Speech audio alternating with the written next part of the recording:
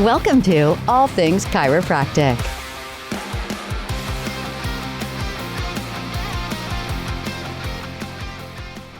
Well, welcome to another episode of All Things Chiropractic. I'm Paul Andrews. And I am again Dr. Mark Davini. And we appreciate you being with us today. Those that are just hearing us for the first time, you could always go back to our introductory episode 0 to learn a little bit more about each of us and tools of practice, where we come from basically in the world of business and compliance and education and all things chiropractic, I guess, in the real world. It's our podcast version of the brag wall. Yeah, right. You know? Yeah. So today, our episode is on chiropractic through time, and we hope you enjoy this journey with us of any age or how seasoned you are in the profession. If you're one of the first chiropractors in the universe like Dr. Davini, or someone like myself who's, This is going to be a running theme no matter what we talk about, so you just have to get used to it. So we appreciate you being with us today. So, and it's interesting, Paul did mention that as a joke, but part of it is actually true in the sense that as you go through different phases of the profession, and I am certainly not so old that I was back in the super old days, but I definitely have been around since 1981 as a doctor of chiropractic, and life has changed a lot in the chiropractic field over the years. And what's unique about being in a state like Massachusetts, where the licensure was only 1966, and like I said before in the intro, the third to the last state to get a license, we went through our growth phases while I was actually in practice. So we did get to experience a lot of the good, the bad, and the ugly of being in practice at that time. So in looking back over the many years that you've been in chiropractic, Dr. Davini, can you, maybe we might have to break this down into certain categories, but what are the significant, changes you've seen in the profession over your long career in chiropractic? Well, I like to start this topic out by saying I have some good news and I have bad news. So the good news is we're not quacks anymore. So the bad news is we're not quacks anymore. And that's one of the biggest changes. In the past, when I started practice, I could easily state that 95% or more of the patients who came to see me as a chiropractor had already been to another type of medical practitioner. So they'd been to an MD, maybe they'd gone through some PT, maybe even tried a different MD, whatever. Tried this, tried that, tested this, tested that. So essentially, by the time they actually reached me in practice, subluxations of the spine and adjacent structures were really the only thing left to treat. And so you would treat them, you would get the miracles right away, and these people loved chiropractic, and that's what made us grow. And that still happens today, but the biggest difference is we don't have MD screening for us anymore. We are frontline. We are fully recognized. We are a profession with its own level of respect and its own level of entry, in a sense. We have patients who come to us first, which now means that we have the responsibility of doing the screening, finding out why is that patient here? Is it something that I can affect through chiropractic in a time frame that they're looking for? Is there something more pressing that needs to be handled first? We all know that everybody needs to be adjusted, but do they need to be adjusted right then, right there? Or how is the adjustment going to be rendered? But for the most part, what I'm saying is that there is a higher responsibility to recognize those patients that may have an immediate need outside of chiropractic. We don't have that other doctor doing that screening for us. So it's important for us to understand this doctor-patient relationship from either our perspective or is it perception, Paul? Well, it's funny. Speaking of those terms, I'll refer to the most popular podcast for a while now, Joe Rogan. And I was listening to... We're working at it. Yeah, right. We're almost there.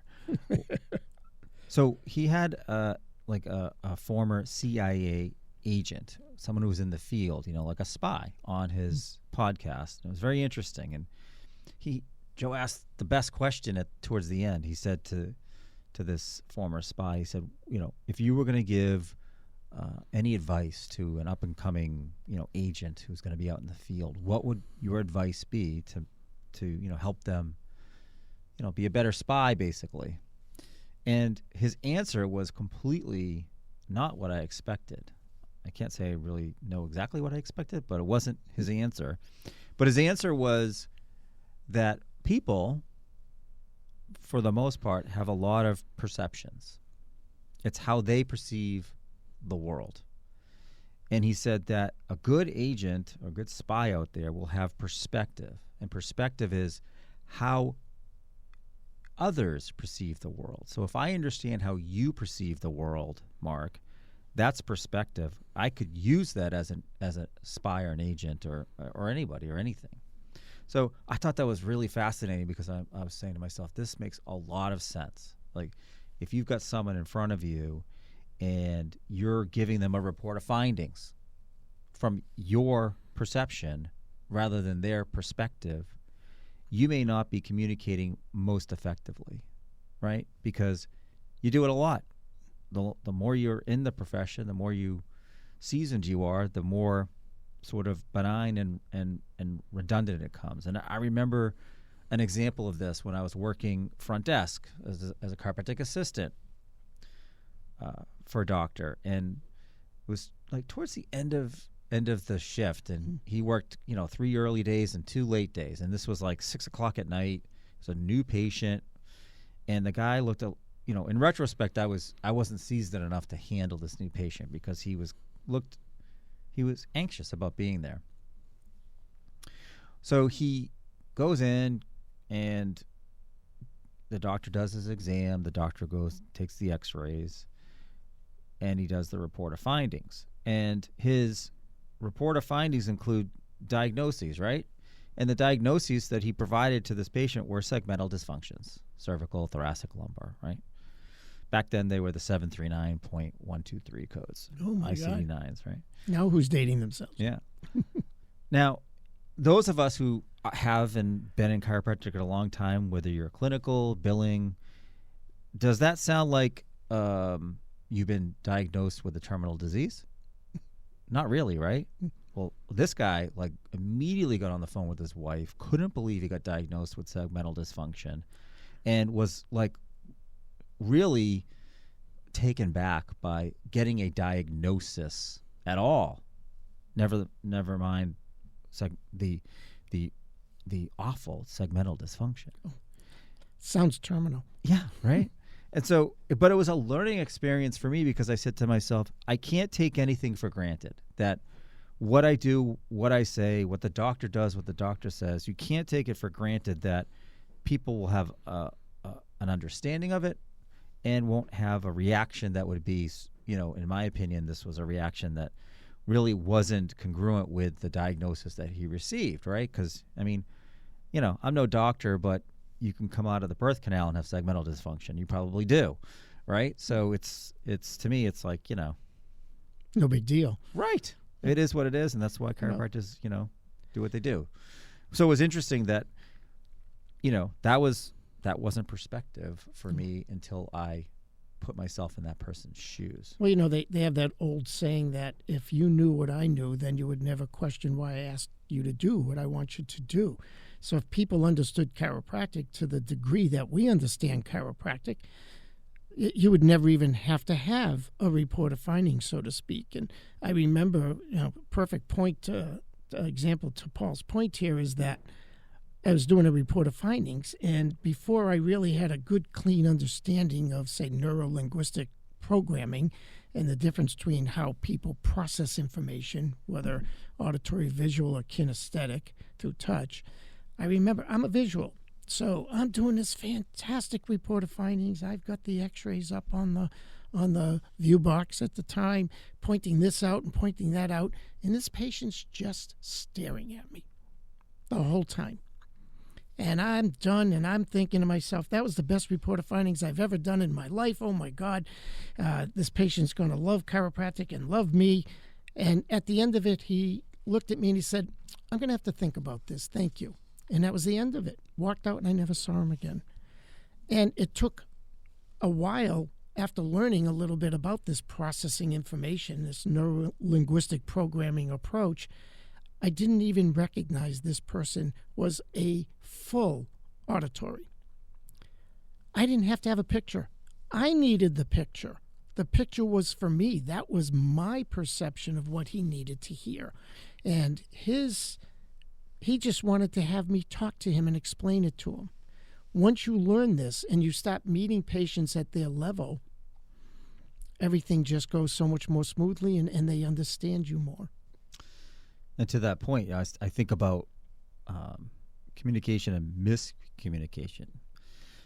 And certainly the Parker seminars, when I went to them years ago, and probably yourself, communication was a big thing, right? They talked a lot about that.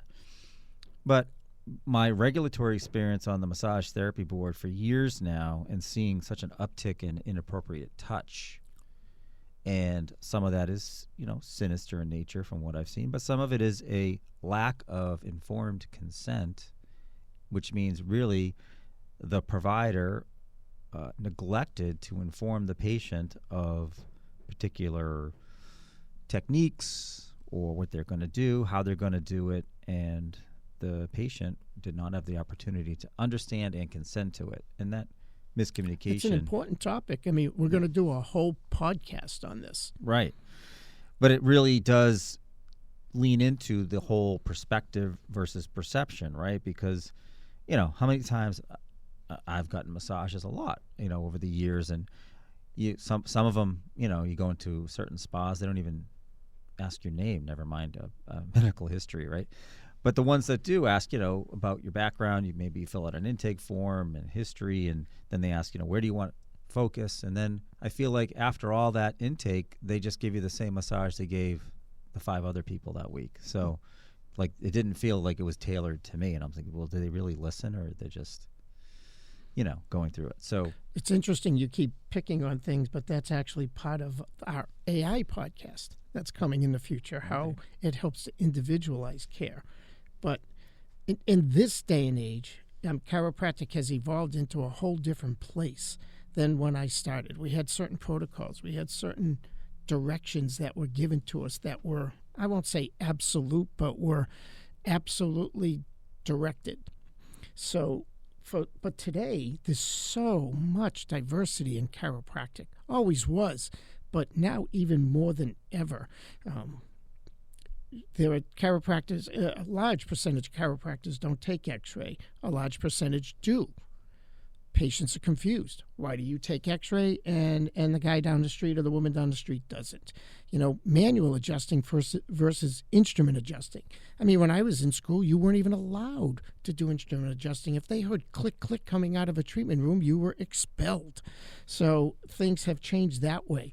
Therapies. Not just the basic therapies that were, say, in existence a long time ago and throughout history, but I'm talking about new therapies, things like laser and shockwave and computerized axial decompression machines. The whole profession has changed. Dry needling in some states and in some scopes. So we have to recognize that we are confusing the hell out of people as to what chiropractic is or is not, because certainly from our perspectives, we're going to teach what we think chiropractic is, and we're going to do what we think is best for our patients. And let's just circle back a second, Mark, on, as the profession sort of,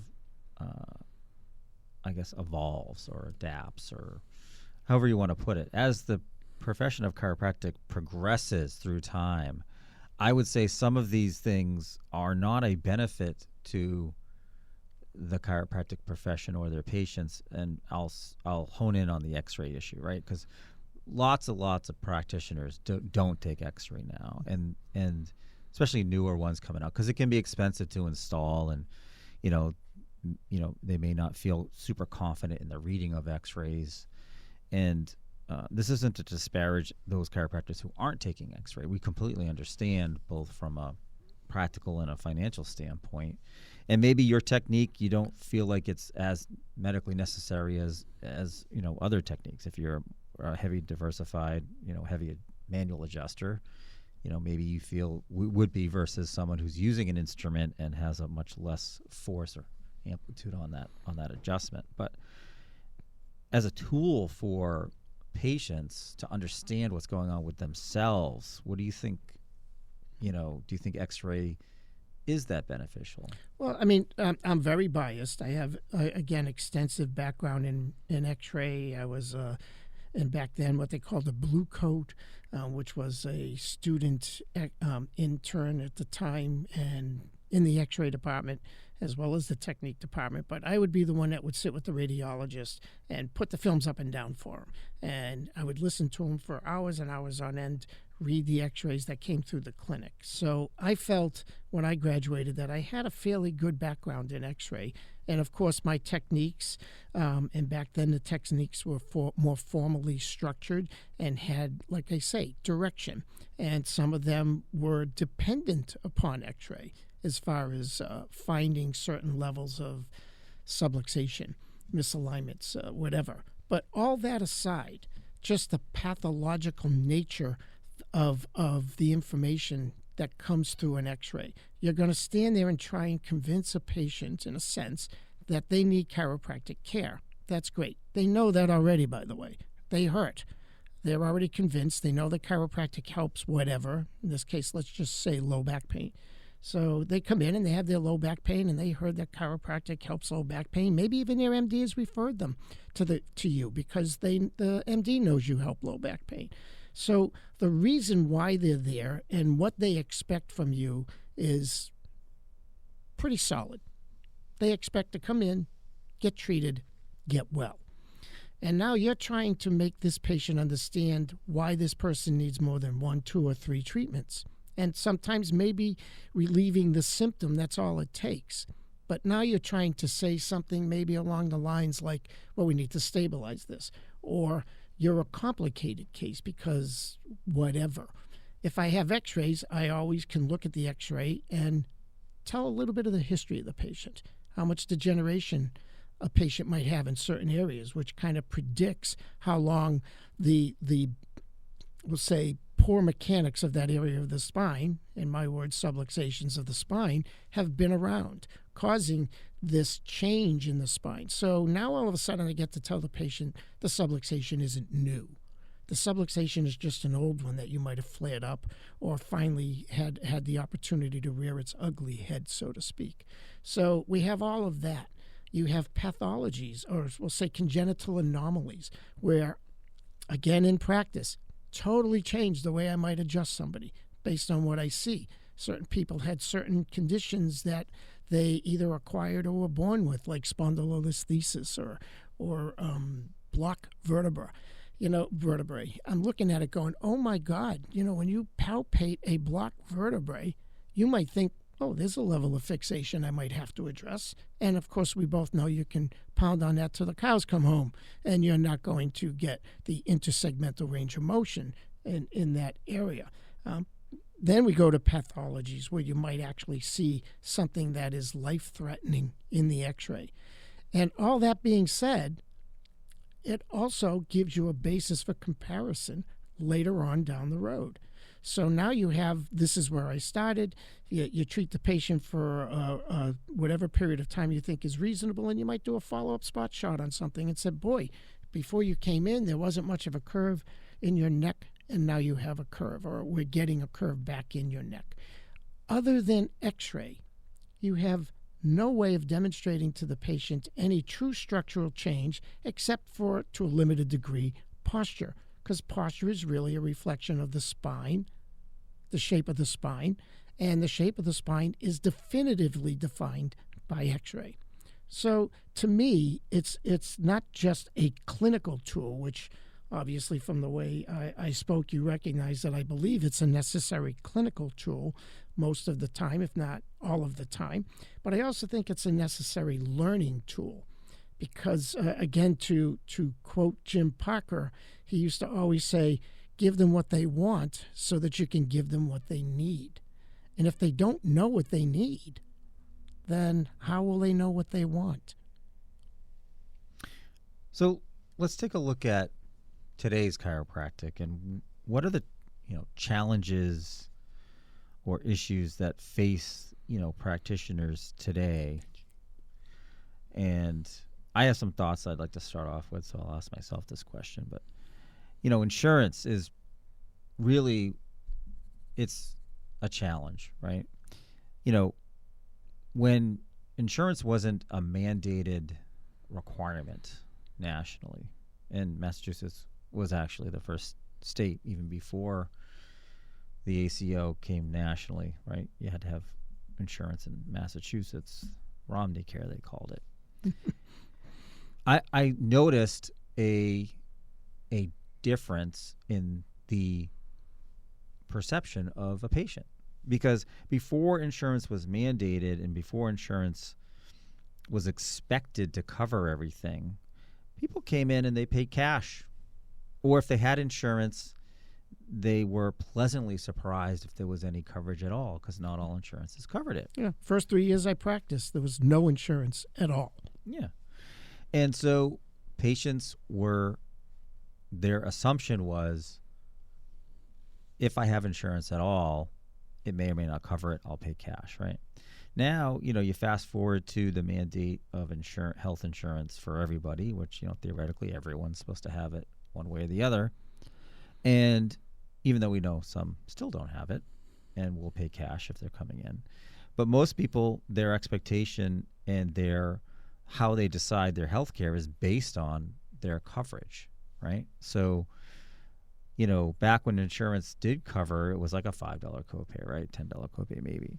Now we're looking at $75 copays.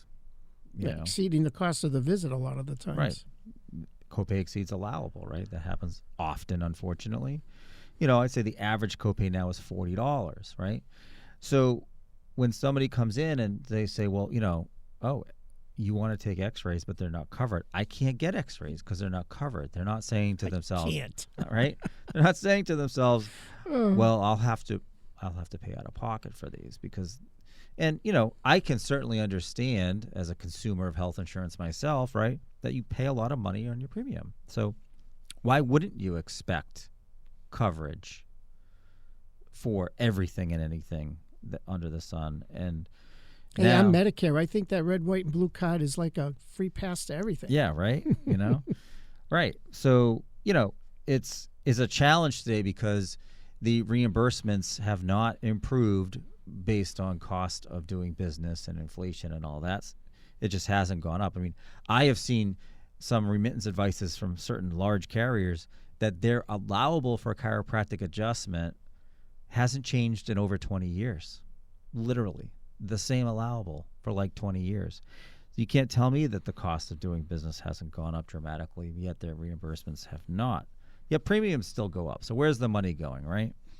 So that's a real challenge because especially our younger practitioners who are coming out of school and they're trying to make all the ends meet, personally, loans, business, whatever. And they may want to recommend a whole host of care, but then they start to know what's covered and not covered in their area that they're practicing, and they may start to feel gun shy about recommending everything that the patient needs because they don't want to have that financial conversation with the patient. Which, when you think about it, as a chiropractor, we are like chief cook and bottle washer in our offices. We don't have the luxury of having billing departments, so to speak, or legal departments, or we don't have people that are presenting our financial responsibilities to our patients that really, it could be our CA doing it, but we're all right there. Everything comes back to us, and a patient understands that whatever is being told to them comes from that office, as opposed to, the thing I like to always say is that when you're on an airplane and they tell you you can't do something, what's the last words they say when they say, please do not disarm the smoke detector? This is against federal regulations. And man, that carries a lot of weight.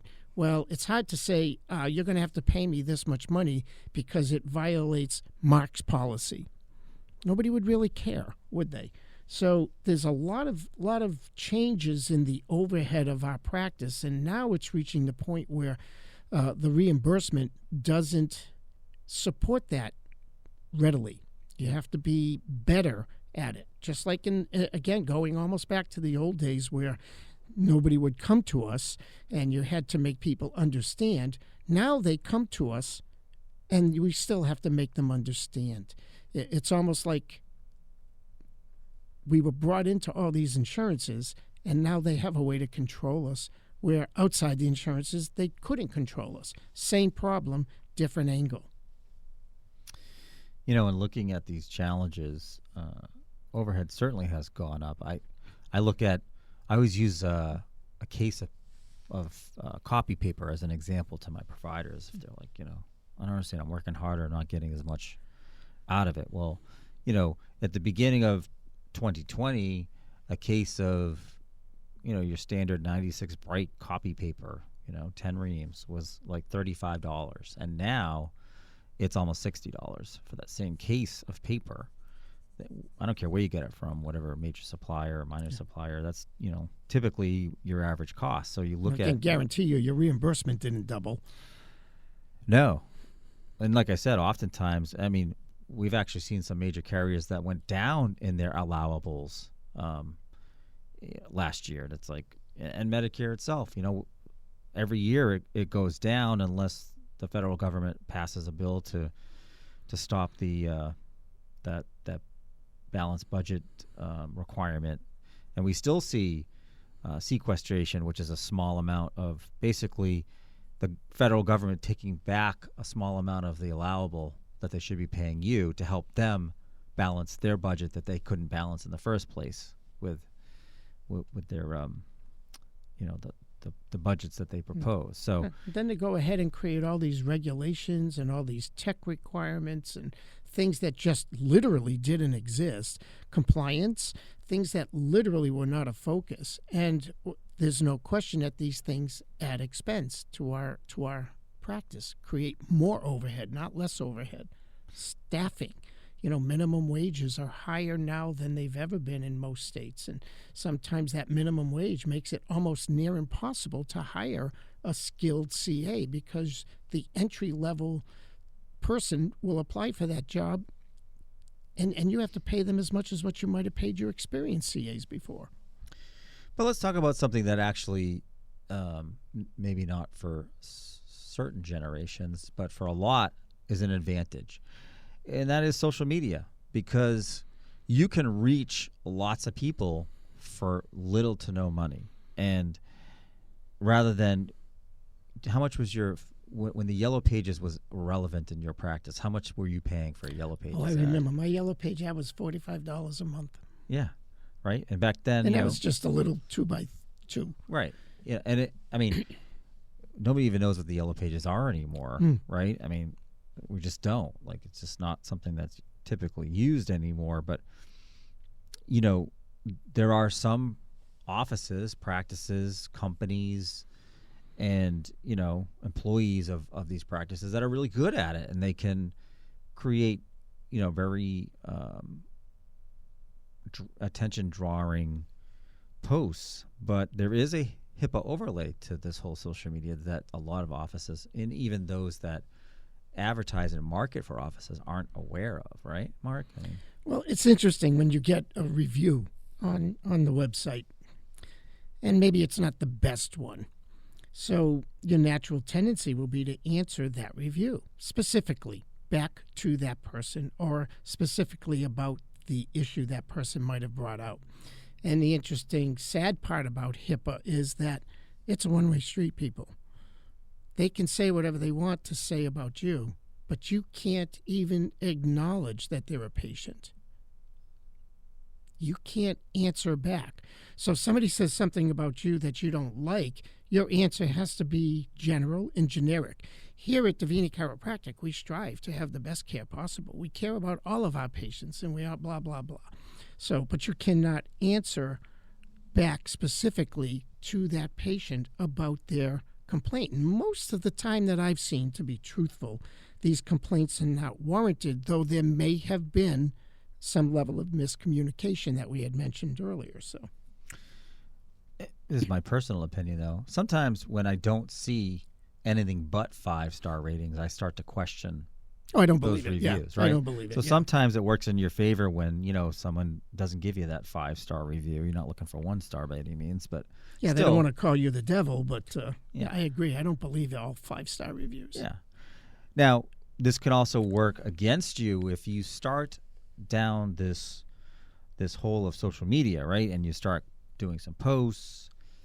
You have to keep it up, because if you don't, obviously you fall down on the heads up possibilities of anyone seeing it in your post. But also, they take a look at your social media page and they're on your Instagram or Facebook, and the last time you posted was like 3 years ago. Like, they're never going to want to go back there again because it's meaningless.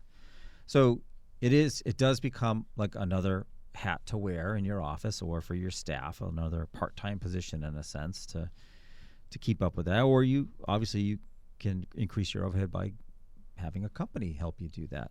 So it's certainly up to your choices, but it kind of replaces the cost of a Yellow Page ad right now. If you, Exactly. Exactly how it goes. It's not a new thing; it's a replacement of an old thing.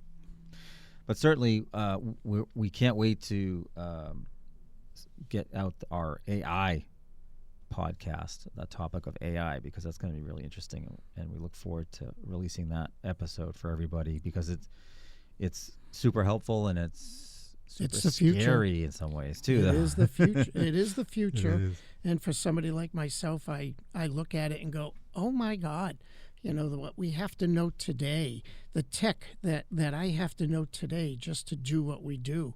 And I'm appreciative of my partner in crime here, that he is way more techie than I am, but over the years has been able to bring me along nicely with staying up in technology.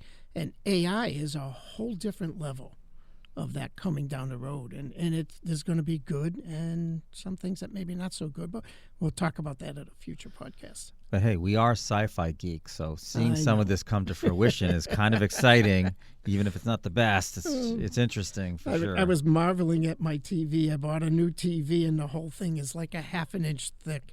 And I said, oh my God, I can think back to the days where, the original Star Trek TV show, the TV screens were actually wax paper. I often tell people that my sophomore year in undergrad was the first year they allowed calculators. Wow. To most people, they can't even conceive that concept. Rather than make jokes about your age, I think you've done it for yourself. I can just move on. So, the question, I guess, becomes, where does one go from here, right? So how do we encourage them? Well, to me, this is back to basics. When Newt Rockne, he was a football coach, Notre Dame, very famous, especially the older you are, the more you know it. But whenever they lost a game, he'd bring everybody back on the next practice, and he'd stand there and he'd hold up a football and go, this is a football. The point being, we're going to start from square one, and we're going to go through the basics again, because if you did what I said and you did it the way I tell you to do it, then we wouldn't have lost. So basically what I'm saying is, this is a football. We have to go back to the basics. Blending in while being unique is probably the largest challenge you might face in a chiropractic practice. You want to be who you are. You want to be clearly defined, but also you have to fit certain parameters that make you recognizable as a chiropractor. So I say clearly define who you are as a practitioner. And I ask this question so often to doctors, it amazes me that I can't get an answer. I will ask them the basic question: what is your definition of a subluxation? And as soon as the answer starts with, it's kind of like, or it's sort of, I stop them and go, forget it. I am talking about that 10-second elevator definition of subluxation. So, can I tell you something? Go ahead. A funny little story, right? So years and years ago, when I was involved with the trade association in our state, they had endeavored on a marketing program. It's great. They wanted to create, websites and brochures that their members could use in their office. And when it came to the brochure, the question or the definition of what is a subluxation took 3 months for this trade association board to agree on what is a subluxation and what is chiropractic. Those two questions which were this first and second topic on the brochure, right? The first topic, what is chiropractic, what is subluxation, took 3 months to come to a consensus. It wasn't even an agreement, just a consensus.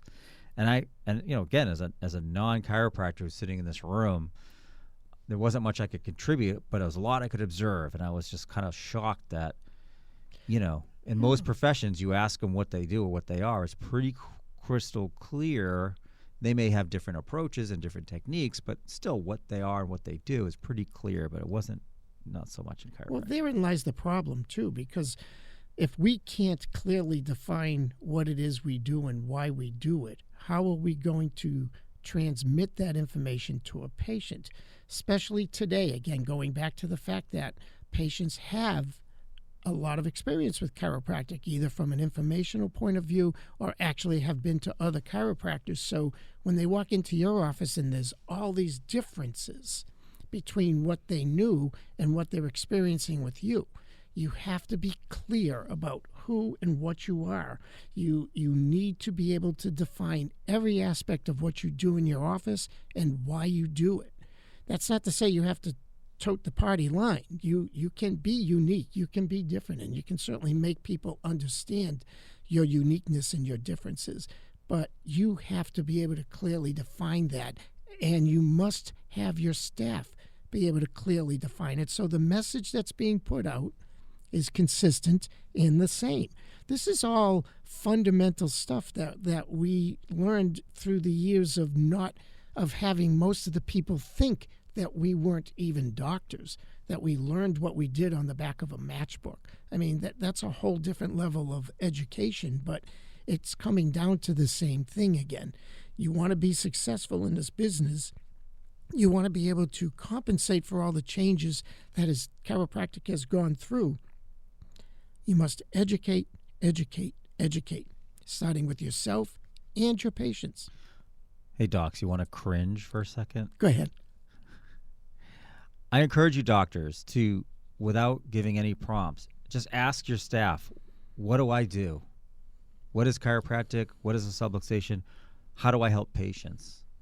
See what their answers are, because if you haven't talked about it and come to a script on that, you may be surprised. So I would say go out there and ask your staff about that to see what are they telling your patients or potential patients about you. And especially if you have multiple doctors in the office, does every staff person say the same thing about each doctor in the office, about what is chiropractic, what is a subluxation, how do we help our patients, things like that. Yeah, make sure they're all saying the same message. I'll give you an example of something that happened many years ago when I was kind of like you, just doing some passive consulting because people were just starting to find out that maybe we knew a little more than the average bear kind of thing. And so what I used to do was call an office up and just pretend to be a new patient. And this particular office had a couple doctors in it. And so I'm talking to the CA and I'm saying, okay, I want to schedule an appointment. Oh, what doctor do you want to schedule it with? Well, I don't know. Which one do you think is the best? And then the answer came. I don't know. I've never had either one of them. Oh my God. Not only did this staff member not know anything about what was being done in that office, personally, this staff member has never even experienced chiropractic. So you have to recognize that there's some fundamental things in business here, and some of them are everybody has to be on the same ship, and everybody has to be looking in the same direction. And that's just basic fundamental stuff that when we struggled in the days of no insurance, and again, having patients have to come in and pay cash and hand developing our x-rays and all of these things, we knew we had to educate. And I'm going back to the basics here. You want to succeed today with the same level of struggle that we had in the beginning for different reasons, you must educate. And there's something to be said for believing what you do and having a passion for what you do. Because if you're just emulating somebody who's successful, which I'm not saying you shouldn't emulate successful people, but at some point you do have to find ownership in that for yourself so that you have that passion and that drive, right, to do that. And, the other thing that just kind of pops in my head, because I'm the insurance guy, I'm the billing guy, right, is that, just because you get paid for something doesn't mean it's the right thing to do or the right way to code or things like that. So be careful of all way that too stuff. Many times the money, it's too money driven, and money, or we'll say having money, is a byproduct of good practice and good success in caring for your patients. But you should never make a decision based on money. All decisions should be based on what's best for my patient, and money will follow. It's never failed me in thinking that way, but always do what's best, and the money will follow. When we drop our episode on insurance, I'll give you my motto that I like to say to doctors and staff. But we'll keep that as a teaser. Yeah, virtually everything we just mentioned is a future podcast in detail. But it's important to understand the direction and where you need to go to succeed today. Doctors are coming out of school with $200,000 worth of student loans.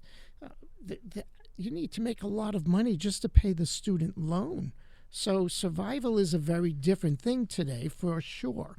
I am not ignoring the added stresses to the younger generations that are trying to start practice. What I'm trying to tell you is this is the way you can do it. Be excited about what you do. Love what you do. To quote the old military ad, it's not just a job, it's an adventure. And you should be motivated to get everybody in the world under chiropractic care. If that doesn't resonate with you, then maybe the job isn't for you. All right, so chiropractic through time. Speaking of time, bring us to a close here, Dr. Davini. What do you think? Well, we're going to give you the one closing thought, that if you remember Darwin's statement that it's survival of the fittest, the truth is he actually meant it's survival of the most adaptable. And that means from this point on, take everything that we talked about and move with the times. That was Dr. Mark Davini. I'm Paul Andrews. Thank you again for listening to All Things Chiropractic. We look forward to more episodes in the future. Thank you. Thanks for listening to All Things Chiropractic. We'd love to hear from you. Visit allthingschiropractic.com with comments, episode ideas, or questions. Or connect with us on Facebook and Instagram at All Things Chiropractic Podcast.